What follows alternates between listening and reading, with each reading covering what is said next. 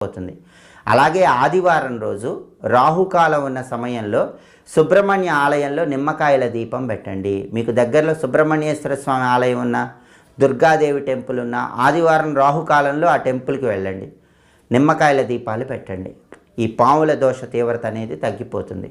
అలాగే పాముల దోషం ఉన్న వాళ్ళు ఒక్కసారి ప్రసిద్ధ సుబ్రహ్మణ్య క్షేత్రం మోపిదేవి క్షేత్రం అని ఉంటుంది, కృష్ణా జిల్లాలో ఉంటుంది. అక్కడికి వెళ్ళి అక్కడ హుండీలో వెండి సర్పం పడిగ వేయండి. సర్పం పడిగ వెండితో చేసింది అక్కడ హుండీలో వేసి అక్కడ స్వామివారికి అభిషేకం చేయించుకోండి. భయంకరమైన పాముల దోషం, రాహుకేతువుల దోషం నుంచి బయటపడవచ్చు.